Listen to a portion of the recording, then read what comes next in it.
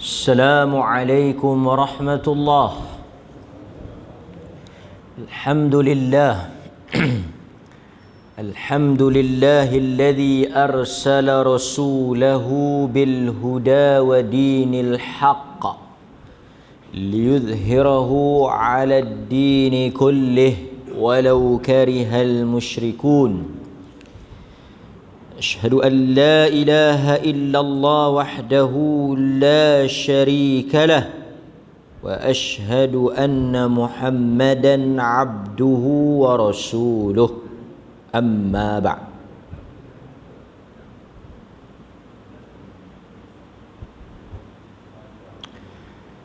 Hadirin mukminin, tuan-tuan muslimin bin muslimat, muslimin muslimat yang dirahmati oleh Allah Azza wa Jal. Bersyukur kepada Allah Subhanahu wa Ta'ala kerana dengan izin dan inayah, pertolongan daripada Allah, kita dapat mengadakan kelas dan kuliah kita pada malam ini. Jadi tuan-tuan, sebelum saya terlupa, yang mengikuti atau yang menghadiri kuliah saya ni, last malam ni kita cuti Khamis sampai Isnin. Isnin ada kelas balik. Semua kelas subuh, maghrib apa semua cuti. Khamis, Jumaat, Sabtu, Ahad pergi berjalan. Dah ada urusan. Jadi tuan-tuan tolong sebar-sebarkanlah. Jadi malam ni kelas terakhir untuk minggu ni. Okey, tajuk kita malam ini berhubung dengan kisah Nabi sallallahu alaihi wasallam. Di masjid ini tuan-tuan, setiap hari Rabu kita akan baca kisah menarik yang kita pilih berlaku di antara Nabi dengan sahabat dia. Malam ini kita pilih kisah antara Nabi dengan seorang sahabat, Al-Miqdad bin Aswad. Al-Miqdad bin Al-Aswad. Jadi tuan-tuan, yang Nabi itu senang ingatlah, semua cerita kait dengan Nabi. Tapi berubah-ubah sahabat yang kita pilih. Malam ini sahabat yang kita pilih yang ceritanya berhubung atau berkait dengan kejadian yang berlaku itu Al-Miqdad bin Al-Aswad radhiyallahu an. Apa ceritanya? Kita akan bacalah sebentar lagi. Okey.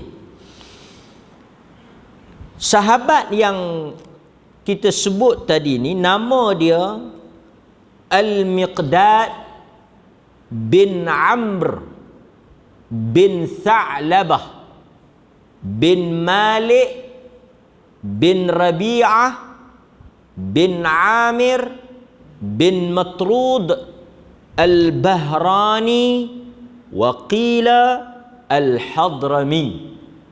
Nama dia Al-Miqdad bin Amr bin Tha'labah bin Malik bin Rabi'ah bin Amir bin Matrud Al-Bahrani Al-Hadrami. Tak ada Aswad pun, tak ada Al-Aswad pun. Arab ni macam itulah, dia jaga nasab. Nasab salah silah ni dia sebut sampai. Tapi kita sebut nama dia tadi Al-Miqdad bin Al-Aswad. Tapi ada Aswad dalam tu? Tak ada. Tuan-tuan duk dengar apa selama ni orang sebut nama dia Al-Miqdad Al-Aswad. Sahabat Nabi Al-Miqdad Al-Aswad. Sebenarnya Al-Aswad bukanlah bapa kandung dia. Bapa kandung dia Amr bin Tha'labah. Yang Aswad ni mai ikut mana? Aswad ni pak angkat dia.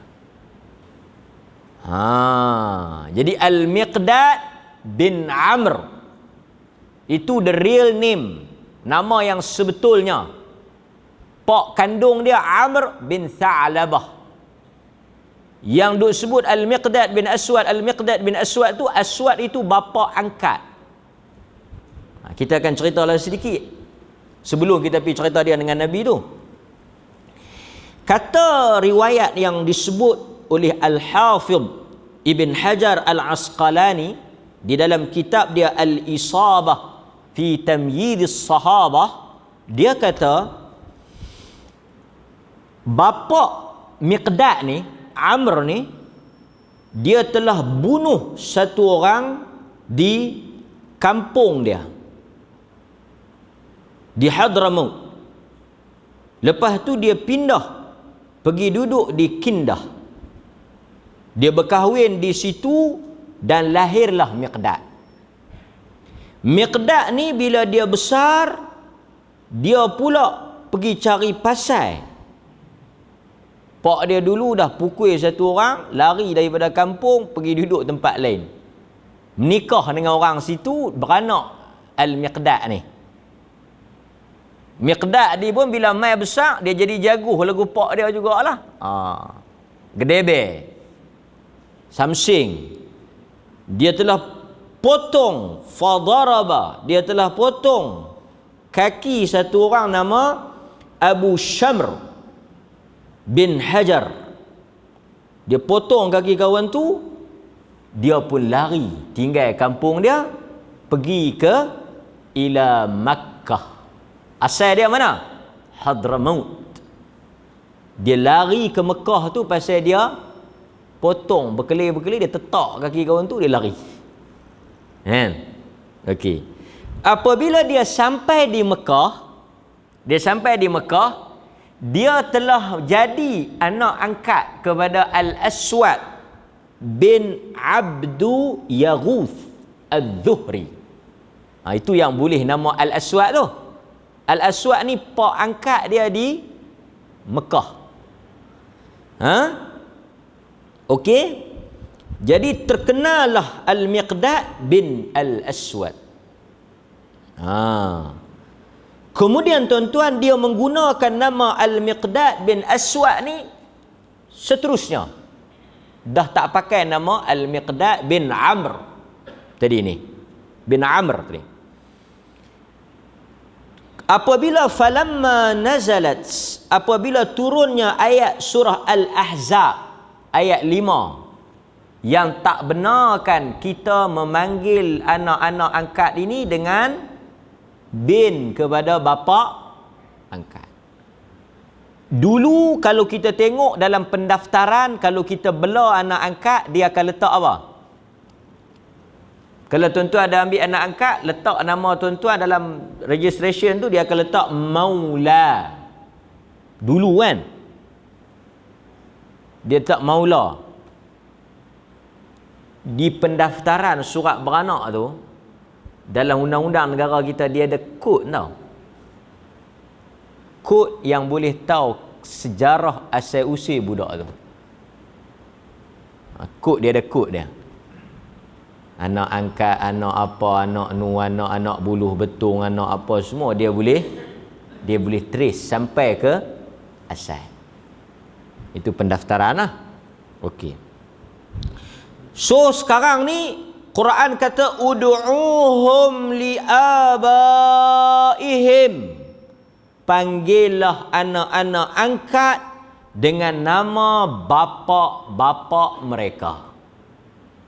So dia pun tukarlah nama dia Al-Miqdad bin Amr. Tapi nak buat macam mana? Yang popularnya apa dia? Al-Miqdad bin Aswad. Tapi malam ni kita tahulah Al-Aswad itu adalah bapa angkat dia. Dia Al-Miqdad bin Amr. Al-Miqdad di antara sahabat yang awal masuk Islam, minas sabiqin, golongan yang first masuk Islam. Bila Nabi mula menyebarkan dakwah, di antara sahabat Abu Bakar yang masuk awal ni, siapa dia lagi? Bilal, Ammar, Yasir, ni semua yang masuk awal ni.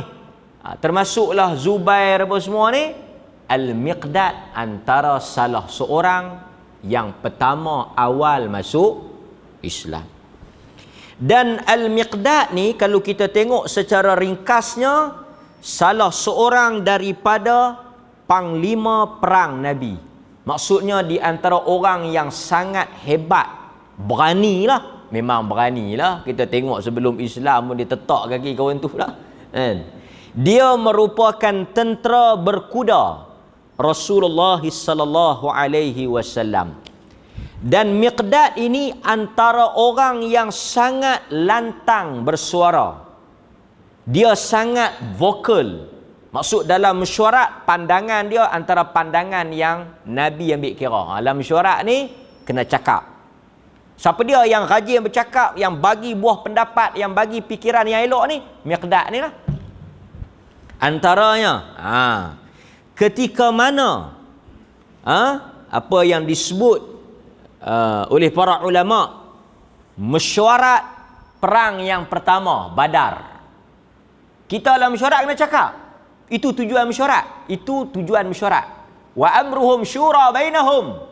Mesyuarat ni tuan-tuan, dia bukan satu benda yang kadang-kadang orang kita dia kata aku malas pergi mesyuarat.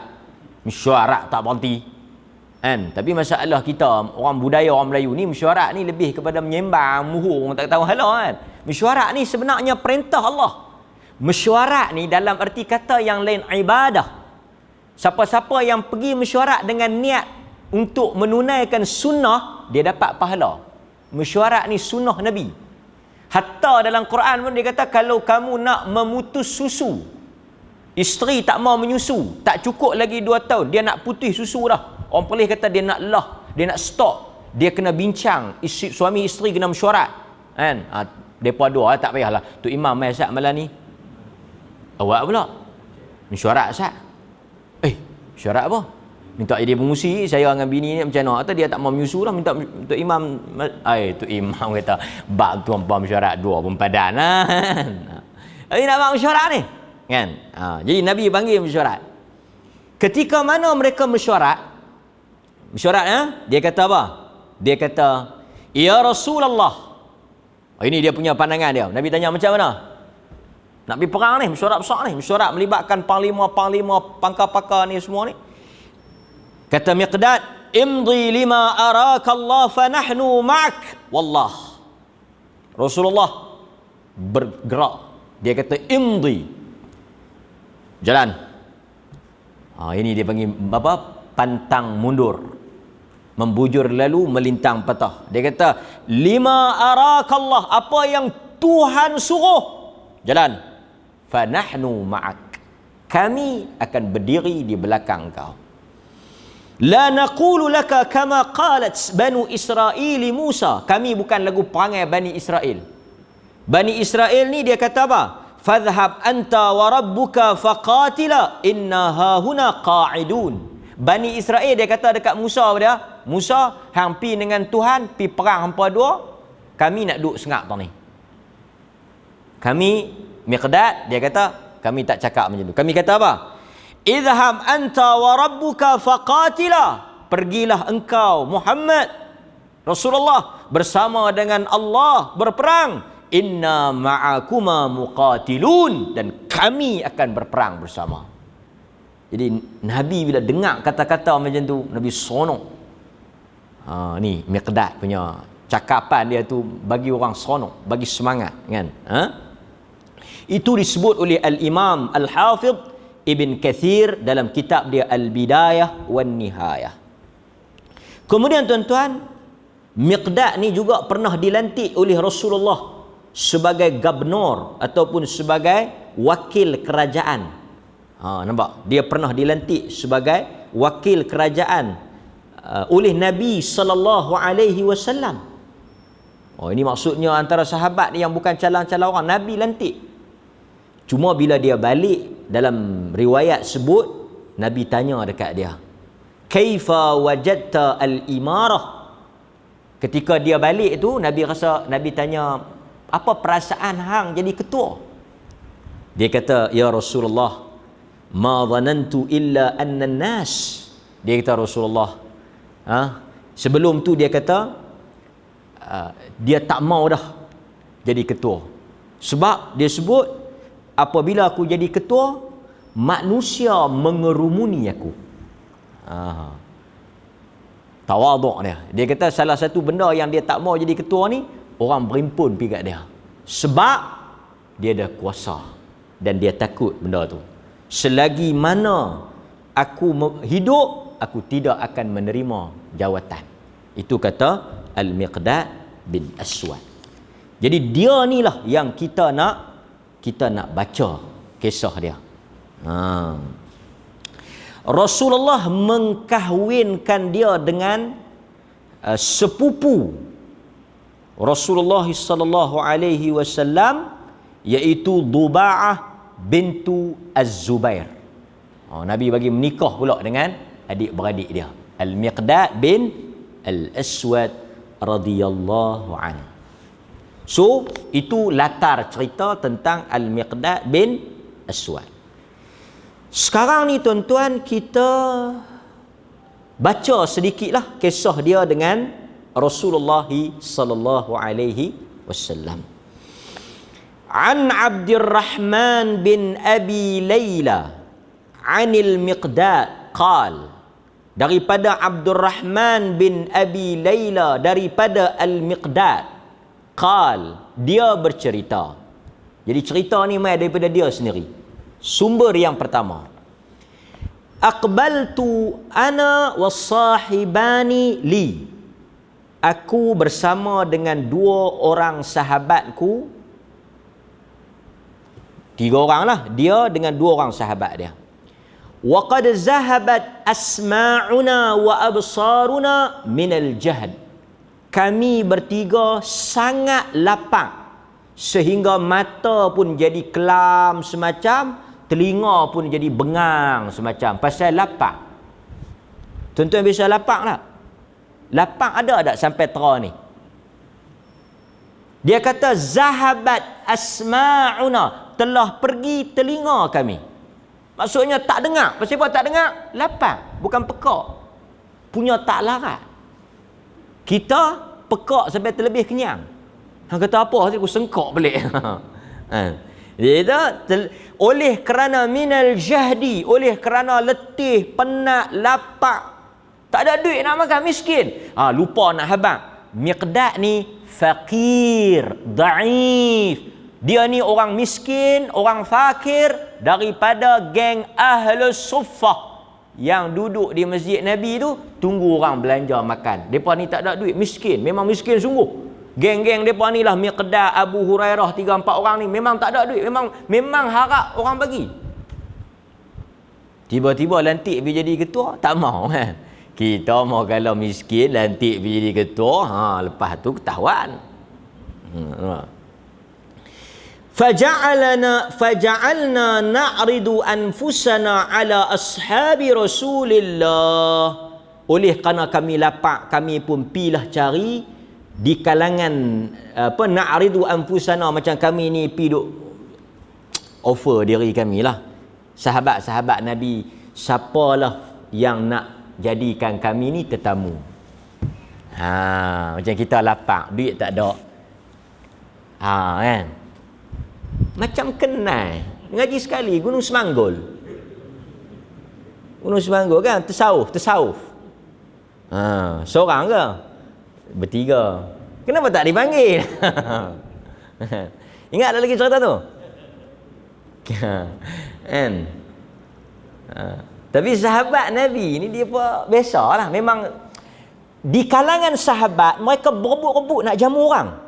Sebab itu kempen Islam, kempen bagi makan. Lepas itu Nabi bila dia sampai di Madinah, antara perkara pertama yang kita selalu dengar, dia suruh bagi makan. Kadang-kadang dakwah ni tak payah cerita panjang, tak payah ceramah panjang. Jamu orang makan, dia rasa kenyang apa, dia rasa seronok, dia masuk, dia ikut. Kan? Nampak? Tapi malangnya, falaisa ahadun minhum yaqbaluna. Siapa pun tak semawa. Sebab barangkali depa pun tak ada apa nak jamu. Jadi dia kata falaisa ahadun minhum, tidak ada seseorang pun di antara mereka yang kami harapkan untuk mereka bagi kami makan. Panggil pergi di rumah, jadikan kami tetamu ni yaqbaluna. Tak ada siapa pun yang kita, kalau tuan-tuan nampak orang miskin, orang tak ada duit nak makan, kita ambil peluang jamu. Besarnya fadilat bagi orang makan. Kan? Nampak? Kita tak payah tunggu orang mati bagi makan. Orang tak mati pun kita bagi makan. Kadang-kadang orang bila dia tak ada siapa mati dalam kampung ni, lama tak makan peri. Kan? Ada duit sikit buat kenduri. Kenduri tak semestinya besar. Sahabat-sahabat Nabi kadang-kadang mereka ada duit sikit, habaq dekat bini, banyak sangat hadis lagu ni, cukup banyak. Masak 3-4 orang, sekali aku nak pergi panggil Nabi dengan 3-4 orang. Dia mai panggil, ada ramai-ramai, tapi dia habaq Nabi, ni Abu Bakar ke Umar ke 2-3 orang pergi. Yang lain dia tak panggil. Pasal apa? Pasal takat tu ya. Kadang-kadang tuan-tuan baca kan, Nabi semawar lagi seorang pergi. Sampai di rumah Nabi kata panggil kami, tak panggil dia. Artinya apa? Memang sahabat ni kerak buat kenduri. Tak payah tunggu besar. Kita masalahnya banyak duk fikir hala kok nu, hala kok ni. Tak padan kita buat nuri, malu kok orang. Takkan nak buat kecil-kecil kan. Nuri bagi kita mesti besar. Nampak? Lepas tu tuan-tuan dia kata fa'ataina nabi. Kami tak nampak orang lain dah. Nabi ya. Pasal Nabi ni lagu mana pun dia tak pernah tolak. Tu. Fa'ataina nabi, macam kita lah kan. Kita akan ada satu orang yang kita tahu dia ni kalau kita pi boleh kan. Macam mana? Hang telefon dia tengok. Dia mesti tolong ya. Itu. Fa'ataina an-nabiy sallallahu alaihi wasallam fantalaqa bina ila ahli. Fa idza thalathatun a'nus. Dia kata kami pun pergilah bersama dengan Nabi sallallahu alaihi wasallam, dan dia bawa kami balik ke rumahnya. Bawa balik. Nabi dia sifat dia macam tu. Bawa balik. Kadang-kadang dia tunggu orang bagi sedekah. Bukan, kadang-kadang dia tunggu orang mai hantar hadiah, hantar apa-apa. Sekali dia bagilah makan. Dia sendiri tak ada makan. Itu sifat Nabi. Kemudian dia kata bila kami sampai, kami adalah nampak 3 ekor kambing. Faqala an-nabiy sallallahu alaihi wasallam ihtalibu hadha al-laban bainana. Nabi kata okey, pi perah kita minum susu tu.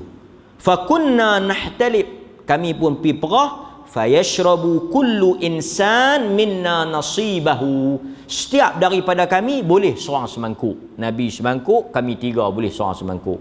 Wa narfa'u lin-nabi nasibahu, kami pun bawa pilah bagian Nabi untuk dia minum. Fayaji'u min al-lail, malam tu settle. Boleh seorang semangkuk kenyang. Arab begitu lah, dia minum susu, dia makan roti sikit lebih kurang dia kenyang lah.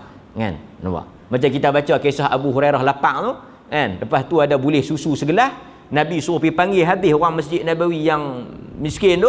Abu Hurairah kata dah lapar, ada pula segelas, pergi kelui habis. Kan? Lepas tu dia minum sampai kenyang kan. Itu cerita Abu Hurairah. Tapi yang ni cerita Miqdad. Dia kata fayaji'u min al-layl fayusallimu tasliman la yuqidhu na'iman wa yusmi'u ay yaqdhan. Dia kata apa? Dia kata Nabi SAW ni apabila dia balik pada waktu malam, dia akan bagi salam sebelum masuk ke dalam rumah, tasliman la yuqidh na'iman. Dia akan bagi salam yang tidak mengganggu orang tidur. Wa yusmi'u al-yaqdhan, dan dia akan bagi salam yang orang tidur tak terjaga, tak terkejut, orang yang tak tidur dengar. Maksudnya tak derah, tak pelan. Pelan sampai tak dengar langsung pun tak. Assalamualaikum. Pasal dia hormat orang tidur. Dia tak balik-balik ni apa duk belengkak tidur orang magik-magik mayang tak. Dia bagi salam Assalamualaikum, yang tak tidur dengar, yang tidur tak dengar. Adab masuk rumah bagi salam, tak ganggu orang. Bukan masuk lagu kawak, masuk terus tak ada bagi salam apa pun tak juga. Masuk hingak pun tak juga. Kadang-kadang kita main masjid iktikaf orang duk tidur kan, kita baca Quran bagi pelan, semayang bagi pelan kan. Orang nak tidur itu hak dia untuk dia rehat kan. Okey. Kemudian Nabi ni bila dia bagi salam, dia balik, sebelum dia tidur, dia masuklah rumah dia, ya'til masjid fayusalli. Dia akan pi masjid dulu. Masjid tu sebelah tu je. Pasal tu kita baca hadis Aisyah selak terai tu. Sebelah tu je. Dia pergi masjid, dia semayang sunat, lepas tu thumma ya'ti syarabah, dia pergi tempat dia, lepas dia semayang, dia masuk dalam bilik sebelum dia lena, dia pergi tempat minum susu, dia minum. Jadi Nabi punya sunnah rutin minum susu sebelum tidur. Jadi tuan-tuan boleh amal sunnah ni. Minum susu sebelum tidur. Itu amalan Nabi. Minum susu sebelum tidur. Bukan minum kopi sebelum tidur. Okey. Fa'atani asy-syaitan dzata lailah. Settlelah malam tu. Kami minum, Nabi minum, semua lena. Marilah setan ni satu malam. Setan mai dekat Miqdad ni satu malam. Wa qad syaribtu nasibi. Aku dah minum. Malam tu aku dah minum susu aku. Faqala Muhammad ya'ti al-ansar. Setan bisik dekat telinga aku. Dia kata, Miqdad, hang dah minum dah bahagian hang. Bahagian Nabi dah lagi kan? Hang minumlah. Pasal apa? Ya Muhammad ya'ti al-ansar fayuthifuna. Muhammad ni dia pergi rumah orang Ansar. Orang jamu dah. Dia tak minum masa lagi. Hang minumlah, kan? Wa yusibu indahum ma bihi hajatun ila hadhihi jur'ah. Dia pergi rumah orang Ansar, orang jamu dia lagi sakan, dia tak mau dah susu ni. Hanglah perhabis. Fa'ataituha fasharibtuha. Yang kata setan ni, sahabat pun rebah. Fa'ataituha fasharibtuha. Aku pun fikir boleh tuai juga no. Ni yang tuan-tuan duk rasa kadang-kadang mai bisikkan tu, itu bisikkan syaitan tu. Yang ambil bukan siapa nak tahu. Kan? Lepas ni hang ganti balik. Macam-macam lah kan. Suara-suara macam yang jahat tu, suara setan lah. Walaupun tuan-tuan tak nampak dia mai duduk tepi dengan siung, dengan apa, rambut panjang duk hihi. Dah. Suara yang suruh jahat tu suara setan. Nampak? Jadi dia kata apa? Falamma an waghalat fi batni, aku pun minum kenyang. 2 gelas, 2 mangkuk. Mangkuk dia dengan mangkuk Nabi. Mau tak kenyang? Wa alamtu annahu laysa ilaiha sabil, qala naddamani syaitan. Mai pula setan. Tadi dia suruh aku minum, yang ni dia mai pula. Mai buat apa? Waihak. Miqdad kata, setan tu kata kat dia, celaka hang Miqdad. Ma sana'ta, hang buat apa ni? Nampak yang kata setan ni. Setan ni nampak. Dia kata waihak. Waihak ni dalam bahasa Arab celakalah. Waihak. Celakalah hang Miqdad. Ma sana'ta, apa yang telah engkau buat? Asyaribta syaraba Muhammad, adakah engkau telah minum susu Muhammad? Dia jamu hang makan, bagi hang duduk rumah dia, hang pergi tibai susu dia. Sahabat apa hang ni? Tadi yang suruh dia minum siapa? Setan tu lah juga. Tu yang kata setan tu. Yang kata setan tu. Nampak? Lepas tu dia kata apa? Fatadhhabu dunyaka wa akhiratuka. Habislah hang Miqdad. Dunia pun lingkup, akhirat nanti hang jahanam. Wa alayya syamlah. Lepas tu dia duk suhati lah, dia suhati. Aku pun pi nak lena tak boleh.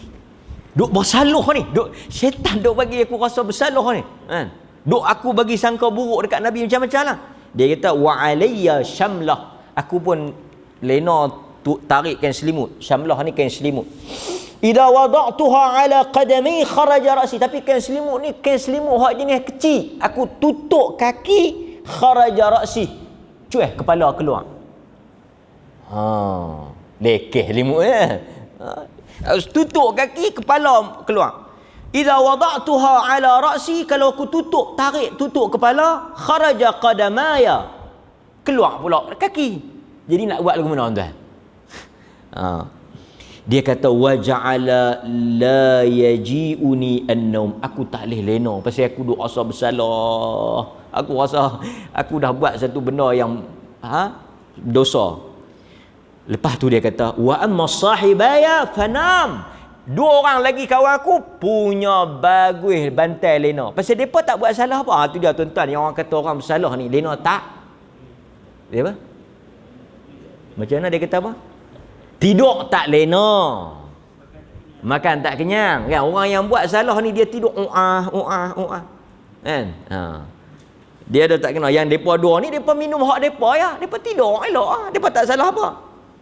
Fanamma wala yasna'a ma sana'tu, dia kata fanama, lenalah depa dua tu kerana apa? Walam yasna'a ma sana'tu, kerana depa tak buat kelaku apa yang aku buat. Qala faja'an nabi, nabi pun balik, fasallama kama kana yusallim, biasalah balik nabi buat apa? Assalamualaikum. Siapa yang lena tak dengar, yang ni dengar. Steady nabi. Thumma atal masjid, habis bagi salam, tiap-tiap dia macam tu, habis salam dia pergi sembahyang 2 rakaat. Lepas tu summa ata, lepas dia rutin nabi masuk bagi salam, pi mayang 2 rakaat, minum susu lena. Minum susu lena. Thumma ata syarabahu fakashafa, nabi pun pi tempat yang duk beza minum susu tu, buka. Fakashafa, kash ni selak, buka tengok. Falam yajid fihi syai'a, dia kata apa? Dia kata tak ada apa. Saya lupa tadi, tertinggal. Setan kata dekat Miqdad, dia kata apa? Saat lagi Muhammad balik hang mampu. Dia kata apa? Fala yajiduhu fayaji'u fala yajiduhu, saat lagi Nabi balik, syaitan tu kata dia tengok susu dia tak ada, tahu dia buat apa kat hang. Hang jaga yang Miqdad tak boleh lena tu, tahu dia cucuk apa? Fayadu'u alaika, dia akan doa siapa minum susu aku. Macam kita kan tuan-tuan, siapa ambil kasut aku bagi aksiden patah riuk bang. Maka kita selalu jenis doa yang memang doa, kira doa kawan tu memang tersungguh kan. Kita kalau dengar doa tu memang takut doa pecah perut lah, doa apa lagi, apa doa apa kan, kembung perut dia lah, kena nu lah apalah. Dia kata fayadu'u ala, Arab ni kalau dia kata da'watu ala, doa ala ni buruk. Kalau baik dia akan kata da'watun li, doa li, dia guna lam. Kalau lam untuk baik, kalau ala buruk. Pasal tu doa mak bapak tu Nabi tak kata doa li, Nabi kata da'watul walid, doa mak bapak ala. Tengok, ala tu merujuk doa buruk. Sebab tu doa yang mustajab ni doa buruk mak pada anak. Pasal dia guna doa ala. Kalau dengan li, doa baik. Pasal tu tuan-tuan jangan doa tak tahu ala kan. Lepas tu syaitan tu kata Nabi balik sekali, Nabi akan doa buruk. Miqdad duk bang dengar tu, duk pombang daripada awal tadi. Memang Nabi doa sungguh. Memang Nabi angkat tangan doa sungguh. Kan? Dia kata apa? Falam yajid fihi syai'a. Dia balik, dia tak nampak apa-apa pun. Farafa'a ra'sahu ila sama'. Nabi pun tengok ke langit. Sunnah tengok ke langit. Ada 2 hadis kita berjumpa. Satu bila Nabi keluar rumah, dia angkat tangan, dia angkat apa? Mata tengok ke langit. Sebelum Nabi keluar rumah, Nabi keluar tu dia akan angkat kepala tengok ke langit, dia doa. Dalam hadis ni pun Nabi angkat kepala tengok ke langit. Sebahagian ulama kata memang sunnahnya doa langut ke langit. Pasal ada hadis yang sebut Nabi angkat ke langit. Kiblat doa. Kan? Okey. Lepas tu dia kata apa? Faqultu, Miqdad kata faqultu, aku kata al-an yad'u alayya fa ahli. Kali ni kena dah aku, jahanam dah aku, dia doa lah. Pi dah aku. musnahlah aku. Tuan-tuan, lepas tu dia nak dengar apa Nabi nak kata. Siapa minum susu aku kan? Minta Tuhan Taala buat apa kau kan? Minta Allah Taala buat apa? Tak. Nabi doa, Allahumma at'im man at'amani wa asqani wa asqi man asqani. Ni doa yang Nabi ajak kita baca pada orang yang jamu kita makan. Allahumma at'im man at'amani. Orang jamu kita makan, kita nak doa bagi dia terima kasih. Di samping kita terima kasih lain kali belanja lagi.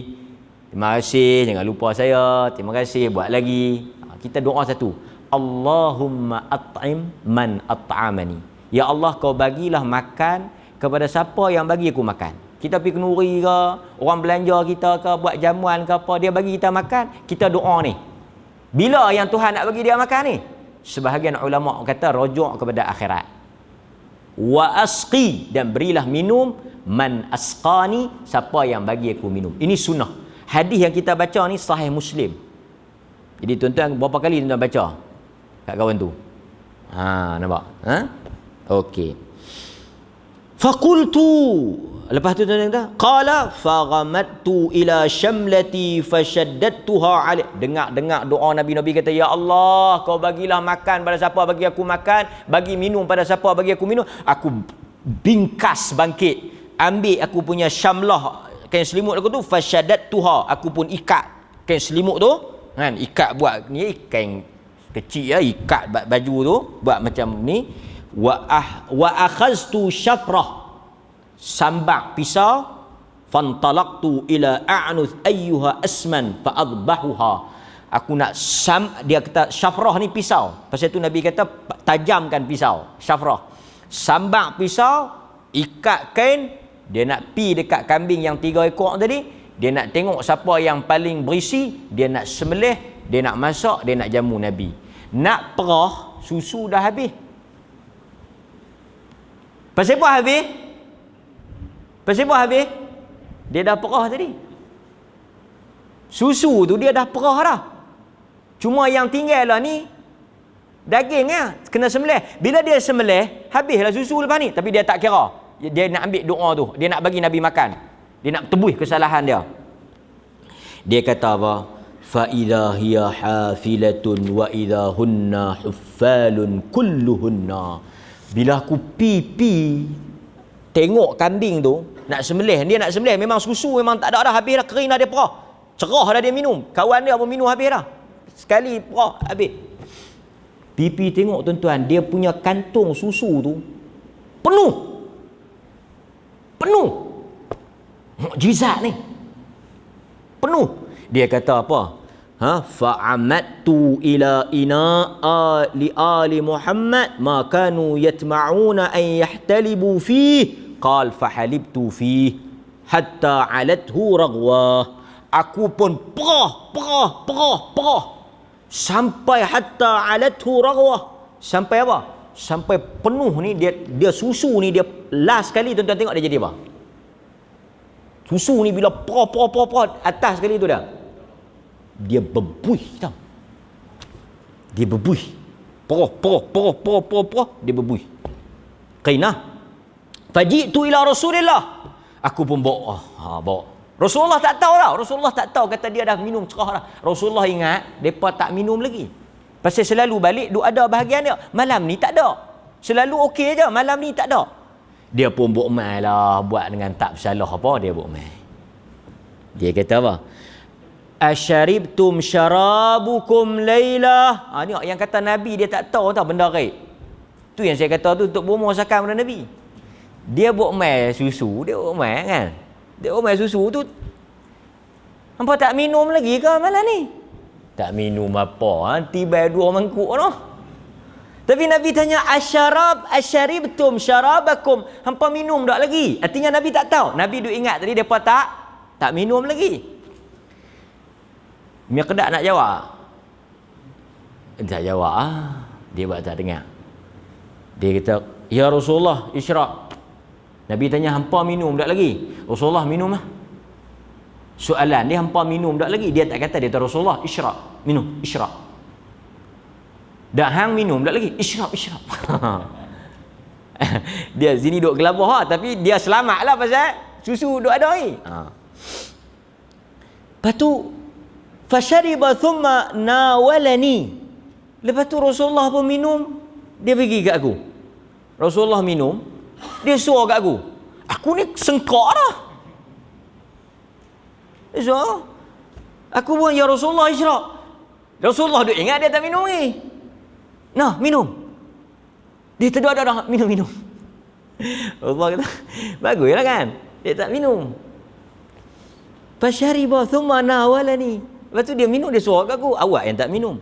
Falamma araftu anna Nabi qad rawiya. Lepas tu aku tengok Nabi pun sengkak dah, kenyang dah. Pasal dia tak minum, dia suruh Nabi. Nabi minum, suruh kat dia, dia patah balik kat Nabi. Minum. Nabi tengok. Dia minum, dia ingat kat orang. Bang kali kawan tu tak minum lagi, kita orang main-main hidang, kawan yang hidang tu hang pesah ke diri, cerah kita. Lepas tu dah habis kenyang, hampa makan tak lagi?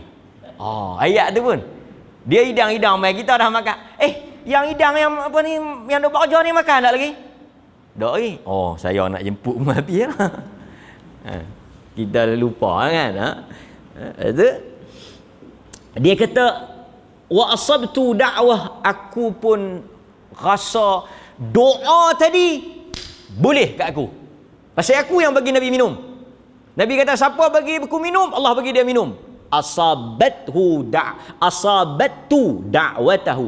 Aku dah boleh doa Nabi hak tadi ni kena kat aku. Dhahiktu hatta ulqitu ilal ar.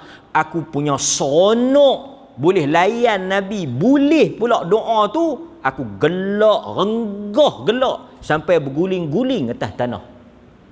Punya syok dapat doa Nabi. Settle masalah malam ni. Rasa yang bersalah tadi rasa tebus habis dah.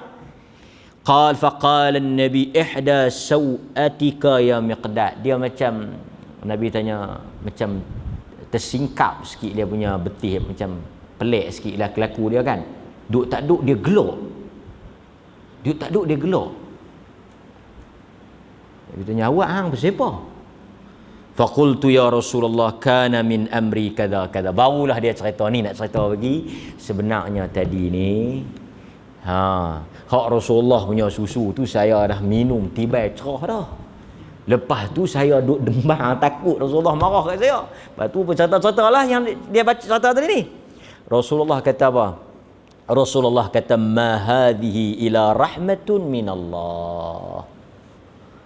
Rasulullah kata yang hampir susu banyak balik itu yang kita boleh minum, kata walaupun hampa semua tu rahmat Allah Ta'ala kat kita. Nabi tak marah. Kalau dia habaq pun Nabi tak marah. Nabi tak marah. Dia kata afala kunta adantani fanuqidha sahibaina fayusibani minha.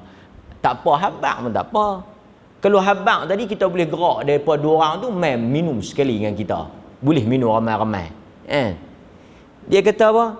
Dia kata wallazi ba'asaka bil haqq, demi Allah wahai Rasulullah, ma ubali idza asabtaha wa asabtuha ma'ak man asabaha minan nas. Aku tak heran orang lain yang aku tahu Nabi minum kenyang. Depa tu biar depa lena dah minum kenyang kan.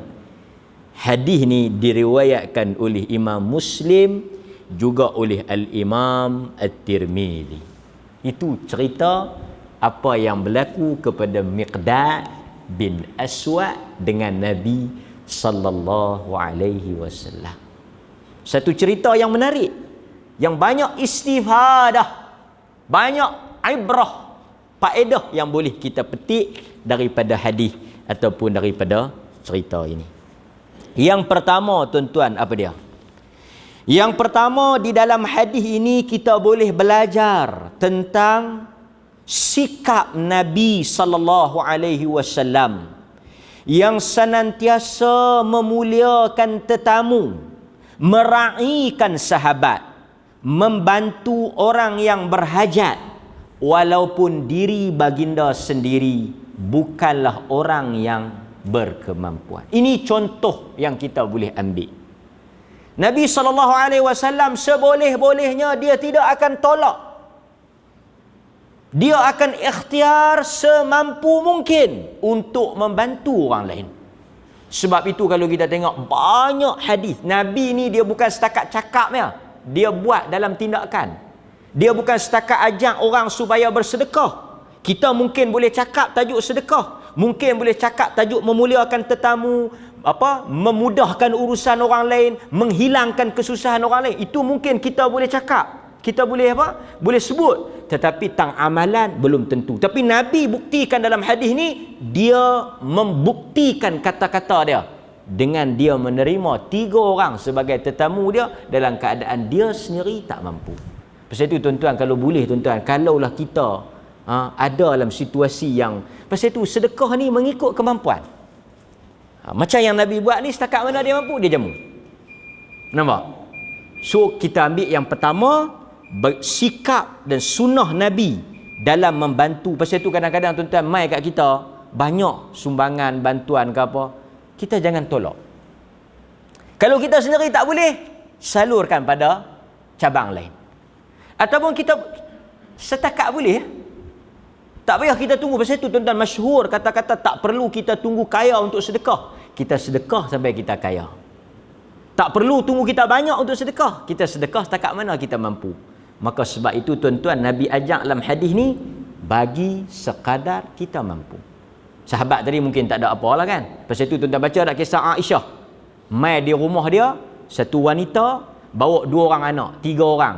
Aisyah masuk, ada 3 biji kurma. Dia ambil semua, dia bagi kat 3-3 tu. Dia tak tinggal langsung untuk dia. Kok-kok dia ambil, dia tinggal sikit dah.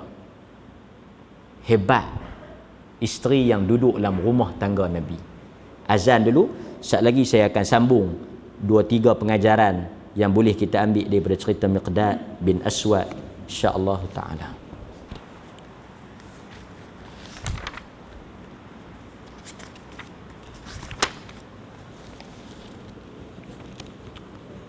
Okey dan. So yang bab itu saya ingat kita jelas. Cuma tinggal sekarang ni hadis tu banyak dah kita dengar. Sikap kita nak bertindak tu lah. Yang kedua, Miqdad cerita tadi, dia pergi rumah sahabat-sahabat yang lain, semua tak terima. Semua tak layan. Apa yang kita boleh belajar? Tuan rumah berhak dan berkuasa to refuse, reject, tolak siapa-siapa yang dia tak mau mai. Kita tak boleh kata apa.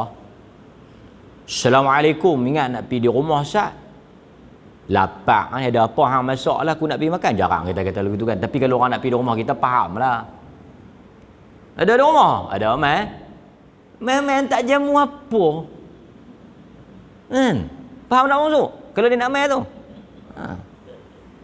Contohi Nabi Ibrahim. Quran bila dia sebut the best host, tuan rumah yang terbaik sekali dalam Quran awak dekat siapa? Nabi Ibrahim. Siapa tetamu dia? Malaikat. Dia sembelih kambing. Bukan kata wajib sembelih kambing, bagi yang terbaik. Angkat. Dia tak mau makan pun angkat. Apa yang ada angkat. Kalau lagi ni dia ajak pergi duduk dapur, buka peti air. Ni peti air. Nak ambil apa ambil. Panggil. Okey, nampak tuan. Tapi kalau dia tak mau terima, itu hak dia. Dia tak berdosa dan tidak aib. Dalam Quran sebut apa? Dalam hadis sebut apa? Ni kita sebut sikit berkaitan dengan kadang-kadang orang ni bila dia mai, bila kita terima dia, kita kena yukrim, fal yukrim, ikram ad-dhaif. Bila kita sanggup dia jadi tetamu kita memang kena raih habis-habisan. Jamu, makan lah, apa semualah kena layan dia betul-betul. Tapi kalau kita tak mau layan, kita jangan terima langsung. Pasal kalau kita dah terima, kita dah sanggup, kita kena layan. Antara hadis yang kata tuan rumah berhak tolak adalah hadis yang pertama diriwayatkan oleh Imam Bukhari dan Muslim, idza sta'zana ahadukum thalathan fala yu'dhan lahu falyarji'. Apabila kamu meminta izin sebanyak 3 kali, kamu tidak diberi izin, maka baliklah. Hadis Bukhari Muslim. Tuan rumah ada power, kuasa untuk tak terima. Berdosa tak? tak berdosa. Kita pun fahamlah. Assalamualaikum, Assalamualaikum, Assalamualaikum. Telefon 3 kali, mesej 3 kali, WhatsApp 3 kali, Telegram 3 kali, beep 3 kali.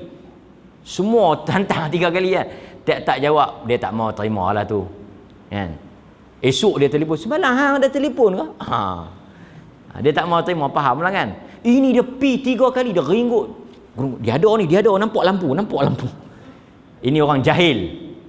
Orang tak ada ilmu. Orang yang tak ada adab. Balik. Cukup, dia tak mau. Mungkin dia letih, dia ada masalah. Pak, Nabi ajar adab, kita mengaji. Bagi salam 3 kali balik. Kan? Okey. Lagi apa dia lagi? Kemudian dalam Quran dia kata apa? Dalam Quran tuan-tuan tengok dalam surah An-Nur ayat 28. Surah An-Nur ayat 28. Wa in qila lakum irji'u farji'u. Apabila dikatakan kepada kamu baliklah, farji'u, pilah balik. Huwa azka lakum, itu lebih baik bagi kamu. Sampai dia boleh kata macam tu. Kita pipi, dia jawab salam. Saya ingat nak mesat, tak maaf lah, saya tak terima tetamu. Minta balik kan? Apa hang suruh aku balik? Dia mungkin tak sesuai dia terima kan. Itu hak dia. Nampak? So tindakan sahabat tadi yang tak terima Miqdad sebenarnya tak salah, tak berdosa, kerana mereka tak mau, mereka tak mampu. Okey? Nampak? Tapi rugilah kita tak dapat pahala kan. Kita nak contohi Nabi lah, usaha sedaya upaya. Yang seterusnya tuan-tuan hadirin mukminin, yang ketiga apa dia? Di sini menunjukkan kelebihan, keutamaan dan kebesaran susu. Silap saya tak jual susu noh. Tidak hantar untung ni. Susu ni minuman yang sunnah. Tapi orang kita nya pandai lebih pada Nabi. Nabi minum susu lah. Mai boleh ke orang Melayu ni susu ni dia campur kurma, dia campur kismis, dia campur habatus sauda, dia campur ni minuman sunnah. Yang ni dia bukan minuman sunnah, minuman punah. Siapa ajak dia buat ingredient apa semua? Minuman dia bagi cerdik lah, minuman apa. Nabi minum susu lah. Sehingga para ulama kata Nabi minum susu ni, pertama dia sihat. Yang kedua, itu memang makanan Arab. Hadis tentang susu sahih. Hadis tentang teh, kopi tak ada. Geng-geng kopi dah. Takkan nak biar kat pok susu ya. Kita pun boboh juga tadi. Barang siapa yang mati dalam keadaan kopi ada dalam perut dia, masuk syurga. Tuduh. Ada hadis tu. Hadis bohong mana tak tahu. Kan? Nampak? Bagus. Susu apa? Susu tak ada susu apa? Susu apa-apa saja. Susu dalam hadis ni susu kambing. Tapi ada hadis lain susu lembu. Antaranya, tuan-tuan tengok dalam hadis riwayat Abu Dawud. Juga kita tengok dalam hadis yang diriwayatkan dalam riwayat-riwayat yang lain, Nabi SAW sebut tentang susu. Dalam Quran pun sebut susu umum. Tengok dulu susu unta lah. Susu lembu. Inna Allah azza wa jal lam yunzil da'an illa anzalahu shifa. Allah Ta'ala tidak menurunkan penyakit, melainkan dia akan menurunkan ubat. Kecuali penyakit tua. Penyakit tua tak ada ubat. Fa'alaikum bi albanil baqar. Dalam hadis ni Nabi kata fa'alaikum bi albanil baqar. Hendaklah kamu minum susu lembu. Fa innaha tarummu min kulli syajar. Susu lembu ni the best pasal apa? Nabi kata kerana dia adalah hasil daripada tumbuh-tumbuhan. Lembu makan apa? Lepas ni dia jamu lembu dia biak. Susu cap biak. Kan? Nampak? Dalam Quran tuan-tuan tengok dalam surah An-Nahlu. Allah Ta'ala kata ni, surah An-Nahlu ayat 66. Dan sesungguhnya pada binatang-binatang ternak itu, kamu boleh mengambil banyak pengajaran. Kami beri minum kepada kamu daripada apa yang keluar daripada perutnya, yang lahir daripada apa? Najis dan darah. Tengok dalam perut lembu tu bercampur macam-macam darah apa semua, yang keluar mai kat kita apa dia? Susu. Susu tu bersih, boleh minum terus. Nampak tuan-tuan? Yang mudah diminum lagi sedap rasanya bagi orang yang meminum. Quran kempen susu. Tapi macam nak jawab Bang Usuk ke tadi, Quran sebut semua binatang ternak, ada sebut kambing, ada sebut lembu. Susu terbuka. Janji tuan-tuan minum susu. Okey, faham? Okey. Kemudian tuan-tuan, dalam berkaitan dengan susu ni, Nabi SAW sebut dalam hadis Tirmizi, jangan tolak kalau orang beri bantal, minyak wangi dan susu. Jangan tolak. Dalam hadis yang lain juga, Nabi ni bila dia minum susu, ni tuan-tuan nak minum susu kan, sunnah Nabi bila dia minum susu, dia buat apa? Dia akan kumuk sebelum lena. Abdullah ibnu Abbas meriwayatkan dalam hadis yang diriwayatkan oleh Al-Bukhari, Rasulullah apabila meminum susu, selepas daripada baginda meminum susu, famadmada, baginda akan berkumur-kumur dengan air kosong. Kemudian Nabi berkata, sesungguhnya bagi susu itu dasaman, ada lemak. Jadi kalau tuan-tuan nak ikut sunnah, lepas minum susu, tuan-tuan kumur. Wallahu ta'ala a'lam. Sebahagian ahli perubatan kata, susu ni dia ada lemak tau. Bila lemak, kalau kita tak kumur, dia merosakkan gigi. Sebab itu kalau tuan-tuan tengok gigi budak-budak yang hisap susu botol lekat di mulut tu, kan, dia akan rosak dia punya gigi. Nabi ajak ni cantik. Lepas minum kita kumuk atau kita lena. Kan? Siapa rajin berus gigi. Kan? Nampak? Itu berkaitan dengan susu. Nak cerita susu banyak pun tuan-tuan mau faham lah kan. Balik beli langgah segelas. The bestnya susu fresh. Jangan susu yang campur-campur gula apa semua ni, tak maulah. Kan? Ni pergi bancuh susu bubuh gula apa semua, tak bagus kan? Ni susu yang fresh. Kan? Okey. Kemudian tuan-tuan lagi kita sunnah juga orang yang balik daripada luar, sebelum dia masuk ke dalam rumah dia memberi salam dan jangan mengganggu orang yang tidur. Ini adab berakhlak, bila masuk jangan ganggu, kita balik lewat tak apa. Kemudian dalam hadis ini juga mengajar kita untuk salat 2 rakaat apabila kita balik sebelum masuk ke dalam rumah, seperti yang dilakukan oleh Nabi.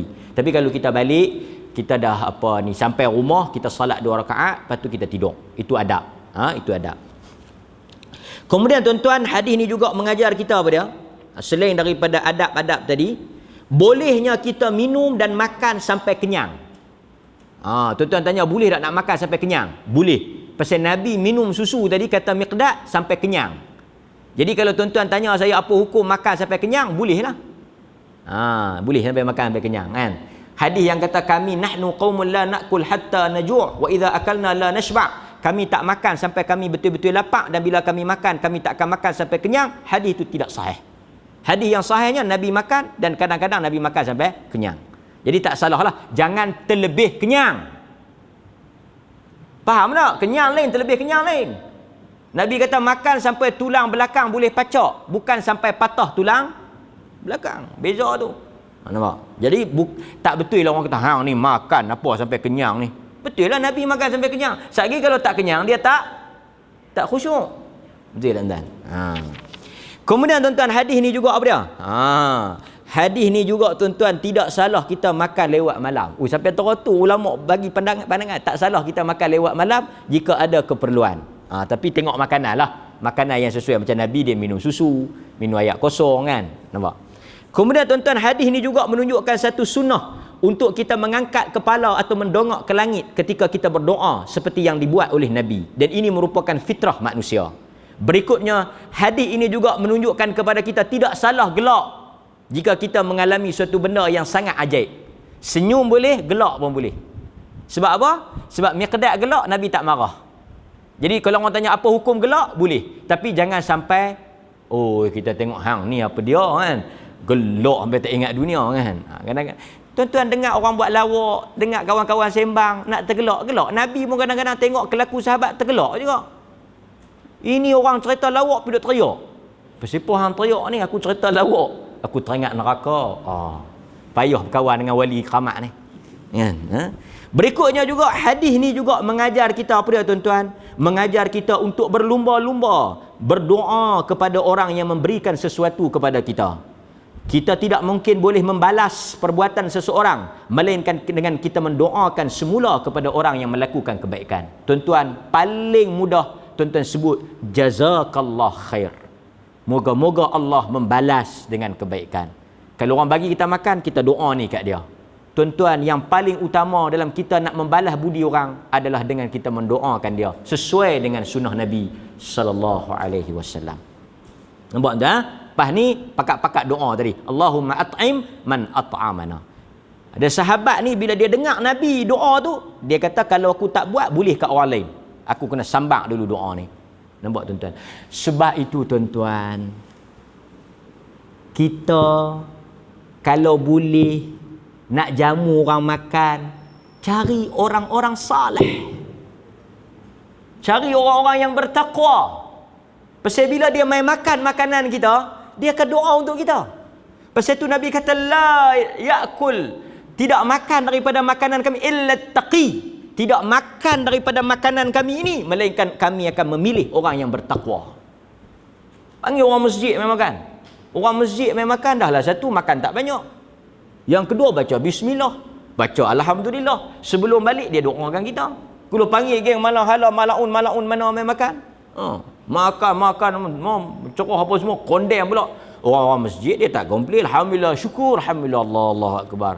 Duk kira Allahu akbar tu, Allah hang jamu apa ni, subhanallah, Allahu akbar, Allah akbar. Dia syukur orang masjid ni, dia mengaji, ada ilmu kan. Sekali dia balik dia doa. Bayangkan tuan-tuan kalau kita panggil 3-4 orang, 3-4 orang doa mai kat kita. Depa ni pula orang-orang bagus, orang takwa, dapat kat kita doa dia. RM5, RM6 kita jamu, boleh doa tak padan dengan duit tu tuan-tuan. Nampak? Kita tak rasa besar dengan doa banding dengan apa sangat kita jamu. Tapi kita duk baca, doa apa ustaz? Rentah RM30 malam ni. Tak tahu dengan doa tu esok di akhirat lebih besar daripada RM30 tu. Kadang-kadang kita tak nampak. Tu kuasa doa. Dan yang terakhir tuan-tuan yang mungkin kita boleh ambil banyak sebenarnya faedah-faedah yang tuan-tuan boleh petik dan tuan-tuan boleh keluarkan sendiri daripada hadis ni. Dan yang terakhir tuan-tuan, betapa takut dan bimbangnya sahabat melakukan sesuatu yang boleh mengundang kemarahan Nabi sallallahu alaihi wasallam. Depa takut Nabi marah dekat depa. Walhan Nabi itu bukanlah seorang yang pemarah. Dan tuan-tuan jangan lupa peranan dan gerak laku syaitan yang ada dalam kisah ini. Betapa jahatnya dia menghasut dan menimbulkan suatu bisikan yang boleh menjahanamkan kita. Jangan lupa tajuk syaitan tadi, yang menghasut Miqdad tu dengan bisikan-bisikan yang menipu. Jadi mudah-mudahan tuan-tuan banyaklah sebenarnya yang boleh kita petik dan kita ambil daripada hadis yang kita baca pada malam ini. Mudah-mudahan tuan-tuan semua boleh balik ambil seorang sikit faedah dan manfaatnya dan amalkan dalam kehidupan. Subhanakallahumma bihamdika asyhadu an la ilaha illa anta astaghfiruka wa atubu ilaik. Assalamualaikum warahmatullahi wabarakatuh.